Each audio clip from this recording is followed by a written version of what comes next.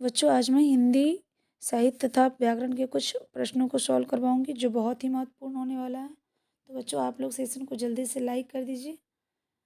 चलिए बच्चों हम लोग जरा भी देर ना करते हुए आगे की ओर बढ़ते हैं। देखिए बच्चों हमारा प्रश्न संख्या 1, पहला प्रश्न, हिंदी साहित्य की सुप्रसिद्ध कृति है ना गोदान के रचनाकार कौन है? हिंदी साहित्य की सुप्रसिद्ध कृति गोदान के रचनाकार कौन है? ऑप्शन ए है बच्चों Premchand, option B Phanishwar Nath Renu, option C Mahadevi Verma और ऑप्शन डी है रामधारी सिंह दिनकर। चलिए बताइए इसमें राइट आंसर कौन सा होगा? बिल्कुल बच्चों गोदान हम सभी जानते हैं, गोदान जो है किनकी रचना है? प्रेमचंद की रचना है। इसका राइट आंसर क्या होगा? प्रेमचंद, है ना। गोदान इनकी बच्चों एक सुप्रसिद्ध उपन्यास, गोदान क्या है? एक उपन्यास। क्लियर है? चलिए बच्चों बात आती है फणीश्वर नाथ रेणु की। फणीश्वर नाथ रेणु हमारे बिहार के अररिया जिले के थे, है ना। बच्चों इनको आंचलिक उपन्यासकार कहा जाता है। क्या कहा जाता है?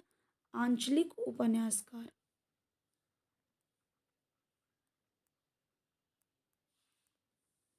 बच्चों मैं एक बता दूं, इनका एक फेमस उपन्यास है मैला आंचल। मैला आंचल ये इन्हीं की रचना है। क्लियर है? अब है महादेवी वर्मा। तो बच्चों महादेवी वर्मा को हम लोग पिछले क्लास में भी पढ़े थे कि यामा पर महादेवी वर्मा को जो है भारतीय ज्ञानपीठ पुरस्कार मिला था, है ना। और हाँ दिनकर जी ये भी हमारे बिहार के ही कवि हैं, है ना। और कवि क्या, ये तो राष्ट्र कवि हैं, पूरे देश के राष्ट्र कवि है ना। बच्चों इनको जो है उर्वशी, उर्वशी काव्य पर इनको है ज्ञानपीठ पुरस्कार मिला था। क्लियर है? चलिए अगले प्रश्न की तरफ बढ़ा जाए। जो अगला प्रश्न है, मैं तुम्हारे घर आया किंतु तुम मिले नहीं थे, वाक्य में त्रुटि सुधारें। देखो मैं तुम्हारे घर आया था किंतु तुम मिले नहीं। बच्चों मैं बता दूं इसमें जो है उपवाक्य संबंधित त्रुटि है ना, और दूसरा अल्प विराम संबंधित त्रुटि है ना, विराम संबंधी विराम चिन्ह। क्योंकि मैं तुम्हारे घर आया है ना, यहाँ पे अर्ध विराम का साइन होगा। अर्ध विराम का साइन ये होता है, इस तरह से ये होता है अर्ध विराम का साइन, और ये होता है अल्प विराम का साइन। क्लियर है? तो इसका ऑप्शन ए है बच्चों, मैं तुम्हारे घर आया पर तुम थे नहीं। ऑप्शन बी मैं तुम्हारे घर गया कि तुम नहीं मिले। ऑप्शन सी मैं तुम्हारे घर आया और तुम वहाँ नहीं थे। ऑप्शन डी मैं तुम्हारे घर गया पर तुम वहाँ नहीं थे। चलिए बताइए इसका राइट आंसर क्या होगा? बिल्कुल बच्चों एक चीज़ तो हमें तय है कि यहाँ पे जो होगा वो अर्ध विराम होगा ना। तो अर्ध विराम 3 ऑप्शन में ए सी और डी में। अब देखिए कि कौन सा सेंटेंस जो है सुटेबल बैठ रहा है। मैं तुम्हारे घर गया पर तुम वहाँ नहीं थे, यानी इसका राइट आंसर होगा बच्चों ऑप्शन नंबर डी।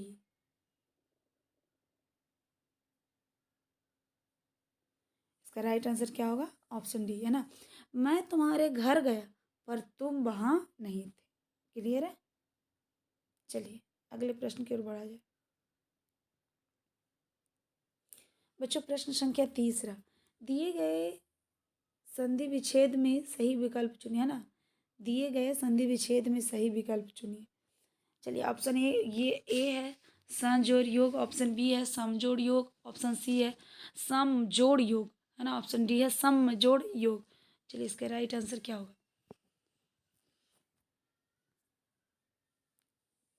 बिल्कुल बच्चों इसका राइट आंसर होगा ऑप्शन नंबर बी। इसका राइट आंसर क्या होगा? ऑप्शन बी, है ना, समजोड़ योग। चलिए देखिए समजोड़ योग क्यों होगा, ये कौन सा संधि है? सबसे पहले तो बच्चों ये व्यंजन संधि है। कौन सी संधि है? व्यंजन संधि, है ना।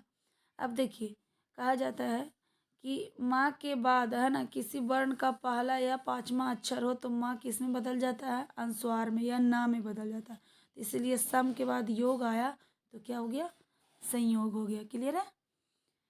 चलिए ये व्यंजन वर्ण इसलिए है क्योंकि इसमें व्यंजनों का मेल हो रहा है। है ना, व्यंजन वर्ण का मेल हो रहा है, इधर माँ और इधर यह। चलिए अगले प्रश्न की तरफ बढ़ा जाए।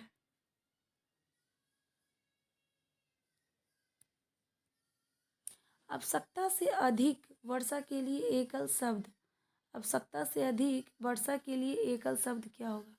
एकल शब्द मतलब अनेक शब्दों का एक शब्द, बताइए। ऑप्शन ए अतिवृष्टि, ऑप्शन बी अतुल, ऑप्शन सी बागदान, ऑप्शन डी अपव्ययी। इसका राइट आंसर क्या होगा बच्चों? आवश्यकता से अधिक। बिल्कुल बच्चों, इसका राइट आंसर होगा, आप लोगों को नहीं समझ में आ रहा होगा तो अतिवृष्टि, है ना।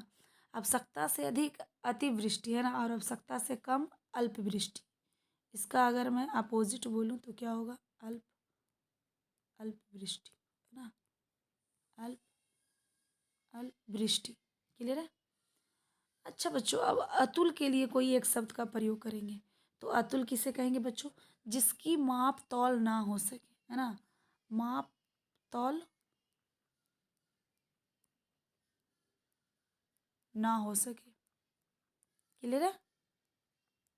चलिए अगला है बागदान। वागदान का अर्थ होता है बच्चों वचन देना, है ना। वागदान का अर्थ क्या होता है? वचन देना। समझ में आया? ऑप्शन डी है बच्चों अपव्ययी। अपव्ययी का अर्थ होता है व्यर्थ व्यय करने वाला, व्यर्थ व्यय करने वाला, व्यय मतलब खर्च, है ना, व्यर्थ व्यय करने वाला अपव्ययी कहलाता है। क्लियर है? चलिए अगले प्रश्न की तरफ बढ़ते हैं। हाँ, अगला प्रश्न जी बहुत इंपॉर्टेंट है। क्रिया के मूल रूप क्या कहलाता है? क्रिया के मूल रूप को क्या कहते हैं?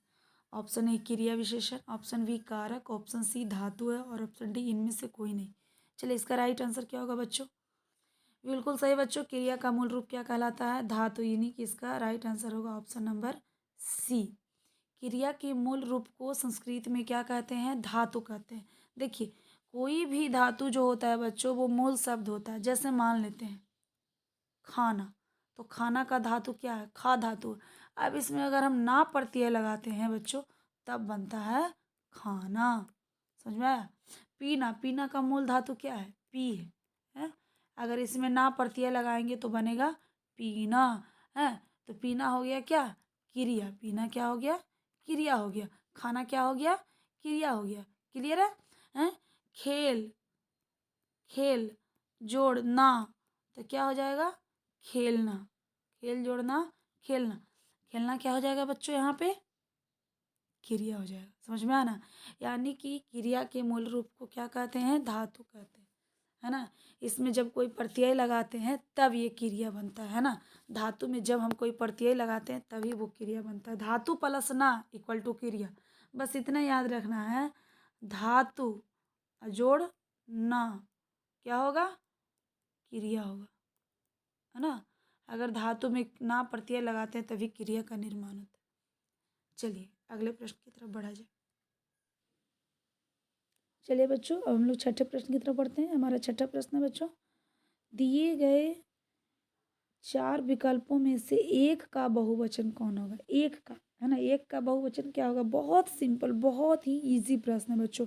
आप लोग इसका आंसर ये फटाफट बता सकते हो, मेरे ऑप्शन पढ़ने से पहले ही बता सकते हो आप लोग। बच्चों इसका ऑप्शन है, पहला ऑप्शन है बहुत, ऑप्शन बी है अनेक, ऑप्शन सी है ज़्यादा, ऑप्शन डी है दो। चलिए इसका राइट आंसर क्या होगा? एक का बहुवचन क्या होगा बच्चों? एक का बहुवचन अनेक होता है। एक का बहुवचन क्या होता है? अनेक होता है। क्लियर है?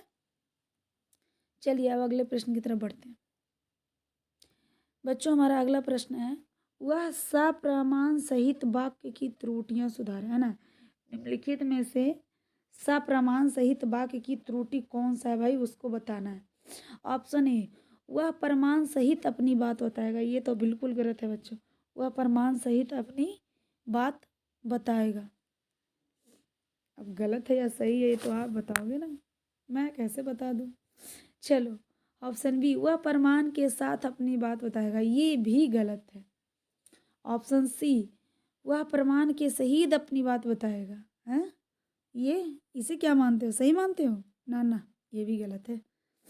ऑप्शन डी, वह सप्रमाण के साथ अपनी बात बताएगा। अब मैं पूछती हूँ कि जब सप्रमाण यहाँ लगा ही दिया, यहाँ के साथ लगाना जरूरी था क्या? चलिए बताइए इसका राइट आंसर क्या होगा? सप्रमाण सहित वाक्य की त्रुटियां सुधारें। बच्चों इसका राइट आंसर होगा ऑप्शन नंबर ए। क्लियर है? वह प्रमाण सहित अपनी बात बताएगा, है ना, प्रमाण के साथ अपनी बात बताएगा, है ना। अब प्रमाण के साथ करने की क्या जरूरत थी, है ना, प्रमाण के साथ नहीं, प्रमाण सहित। यहाँ पे भी देखो, यहाँ पे के नहीं रहता तो ये सही हो जाता, यहाँ के नहीं रहता। अब देखो यहाँ पे जब के साथ लगा ही दिया तो यहाँ सप्रमाण लगाने का क्या जरूरत था? यदि यहाँ सप्रमाण लगा दिया तो यहाँ के साथ लगाने की कोई ज़रूरत नहीं थी, आवश्यकता नहीं थी। इसलिए हमारा जो राइट आंसर होगा बच्चों, ऑप्शन नंबर एक होगा, ए होगा, है ना। वह प्रमाण सहित अपनी बात बताएगा। प्रमाण सहित का मतलब हुआ बच्चों सप्रमाण। प्रमाण सहित का मतलब क्या हुआ? सप्रमाण। क्लियर है? चलिए अगले प्रश्न की तरफ बढ़ते हैं। प्रशंसा, प्रशंसा शब्द का विलोम शब्द क्या होगा? प्रशंसा का विलोम ऑप्शन ए है बच्चों द्वेष, ऑप्शन बी अधर्म, ऑप्शन सी अपामन और ऑप्शन डी निंदा। चलिए बताइए प्रशंसा का विपरीतार्थक शब्द क्या होगा? बिल्कुल बच्चों, इसका राइट आंसर ऑप्शन डी होगा। प्रशंसा का विलोम होगा बच्चों निंदा। क्या होगा? निंदा, है ना। प्रशंसा करना मतलब उसके बारे में अच्छी अच्छी बातें बोलना, और निंदा करना मतलब उसके बारे में बुरी बुरी गलत गलत बातें बोलना, है ना, शिकायत करना। देखिए बच्चों, अब द्वेष, द्वेष का विलोम हम लोग पढ़ लेते हैं। द्वेष का विलोम होता है बच्चों प्रेम। अधर्म का विलोम धर्म।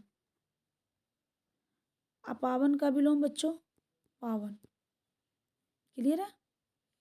आप इसमें से 4 का विलोम सीख लिए हो, है ना। चलिए मैं आगे बढ़ती हूँ, आप लोग इसको नोट डाउन कर लो।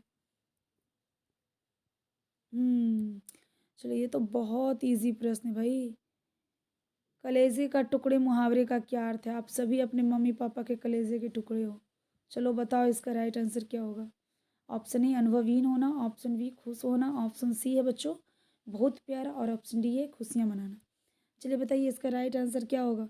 कलेजे का टुकड़े होना, इसका राइट आंसर होगा बच्चों बहुत प्यारा होना, है ना। कलेजे का टुकड़ा, है ना, जिगर का टुकड़ा, ये सब एक ही है। इसका राइट आंसर होगा बहुत प्यारा, है ना। सारे बच्चे अपने माता पिता के कलेजे के टुकड़े होते हैं। चलिए अब हम लोग चलते हैं अगले प्रश्न की ओर। बच्चों हमारा अगला प्रश्न है प्रश्न संख्या 10, है ना।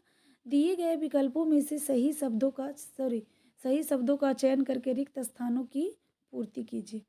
है बच्चों, प्रश्न क्या है? श्रद्धावान को ही खाली स्थान की प्राप्ति होती है। श्रद्धावान को ही खाली स्थान की प्राप्ति होती है ना। श्रद्धावान को ही किसकी प्राप्ति होती है बच्चों? बताइए। ऑप्शन ए है बच्चों धन, ऑप्शन बी है संपत्ति, ऑप्शन सी है उपहार और ऑप्शन डी है ज्ञान।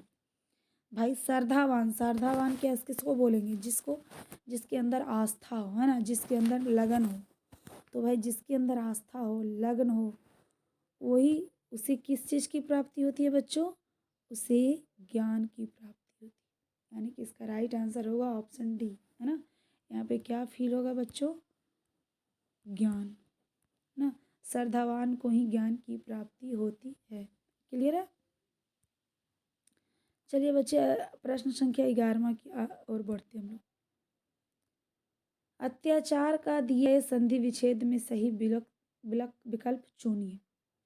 चलो ऑप्शन ए है अत्याजोड़ आचार। अत्याचार का सही संधि विच्छेद कौन होगा बच्चों? ऑप्शन बी है बच्चों अति जोड़ आचार, ऑप्शन सी है अत्याचार और ऑप्शन डी है बच्चों अति जोड़ आचार। इसका राइट आंसर क्या होगा? इसका राइट आंसर क्या होगा बच्चों?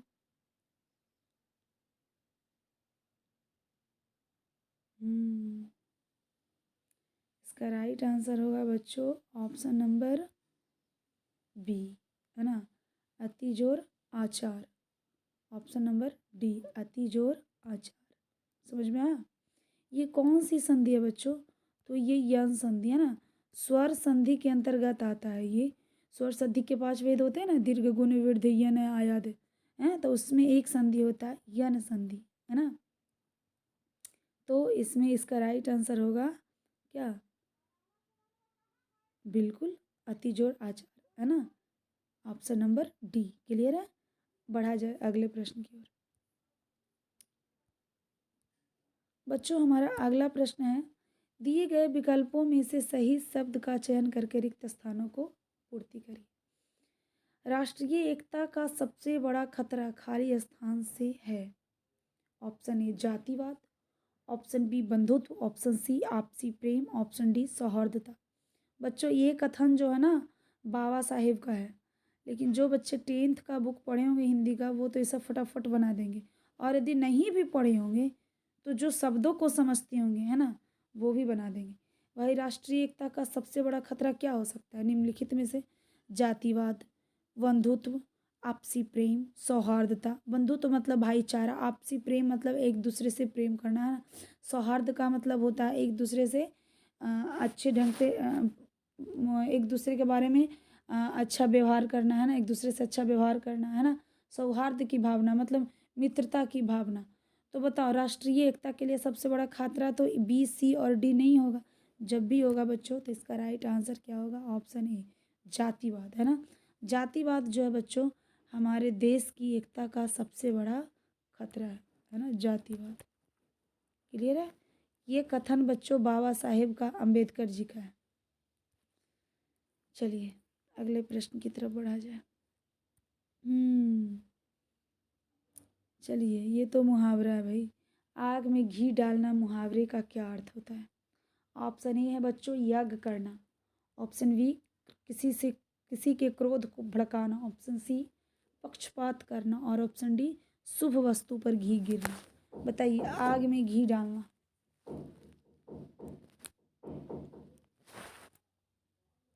बच्चों इसका राइट आंसर होगा, हमें भी पता है कि आप सभी को पता है कि इसका राइट आंसर क्या होगा, है ना।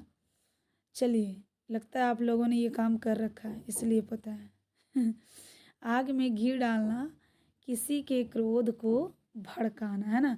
जब दो जन आपस में लड़ रहे हैं और तीसरा जाकर के जो है बच्चों कोई और बात ऐसा ट्विस्ट कर दे उसके उनके झगड़ों में, है ना, तो इसी को बोले आग में आके घी डालना, है ना। यानी कि पहले से तो झगड़ा कर ही रहे, ऊपर से और भी उनको झगड़ा करा देना, है ना, उनके क्रोध को बढ़ा देना। चलिए हम लोग अगले प्रश्न की ओर बढ़ते हैं बच्चों।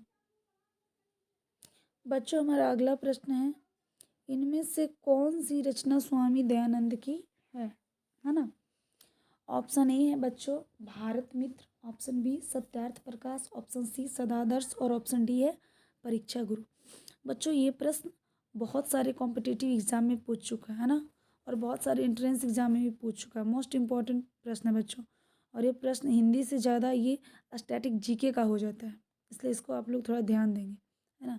ऐसे 2 से 3 प्रश्न क्रिएट होंगे। बच्चों इसका राइट आंसर जो होगा, है ना, वो ऑप्शन नंबर बी होगा, सत्यार्थ प्रकाश। सत्यार्थ प्रकाश जो पुस्तक है बच्चों ये एक धर्म ग्रंथ है। क्या है ये? धर्म ग्रंथ है ना, जो कि आर्य समाज का धर्म ग्रंथ है। किस किस समाज का है बच्चों? आर्य समाज का। आर्य समाज के संस्थापक कौन है बच्चों? स्वामी दयानंद सरस्वती। क्लियर है? इसकी स्थापना कब हुआ बच्चों? तो 18 अप्रैल 1875 ईस्वी को बॉम्बे में हुआ है। कहाँ हुआ है? बॉम्बे में। क्लियर है? 1875 को हुआ मुंबई में, है ना। तो ये एक धर्म ग्रंथ है बच्चों, और इसकी स्थापना इसके जो रचयिता हैं वो स्वामी दयानंद सरस्वती हैं। बच्चों इसमें 3 ऑप्शन और है, देख लो इधर, सदादर्श और परीक्षा गुरु। परीक्षा गुरु तो ये हिंदी का सबसे पहला उपन्यास है ना। ये हिंदी का सबसे पहला उपन्यास है बच्चों, है ना। हिंदी का सबसे पहला उपन्यास क्या है? परीक्षा गुरु है। अगर ये क्वेश्चन कभी पूछ दे तो आप लोग ध्यान देना, परीक्षा गुरु हिंदी का सबसे पहला उपन्यास है, जिसके लेखक बच्चों लाला श्रीनिवास है, लाला श्रीनिवास। और सदादर्श जो है बच्चों ये एक पत्रिका है ना। ये क्या है? एक पत्रिका है। इसके भी जो एडिटर है ना, संपादक हैं, वो लाला श्रीनिवास ही हैं। क्लियर है? और भारत मित्र ये भी एक पत्रिका है बच्चों, है ना। भारत मित्र पत्रिका है जिसके संपादक हैं हर मुकुंद शास्त्री। क्लियर है, हर मुकुंद शास्त्री, है ना। चलिए, परीक्षा गुरु को याद रखना है कि हिंदी का पहला उपन्यास कौन सा है भाई, तो परीक्षा गुरु है। इसके लेखक कौन है, श्रीनिवास है, लाला श्रीनिवास। इन आप लोग में से कितनों को पता होगा ये बात। चलिए, हमारा लास्ट प्रश्न है बच्चों, भारत दुर्दशा किस युग में लिखा गया। भारत दुर्दशा किस युग में लिखा गया। पहला ऑप्शन है बच्चों छायावादी युग, ऑप्शन बी है द्विवेदी युग, ऑप्शन सी है भारतेंदु युग और ऑप्शन डी है इनमें से कोई नहीं। चलिए बताइए, भारत दुर्दशा किस युग में लिखा गया बच्चा। पहले तो मैं बता दूं बच्चों, भारत दुर्दशा जो है किन की रचना है। बच्चों, भारत दुर्दशा भारतेंदु हरिश्चंद्र की है।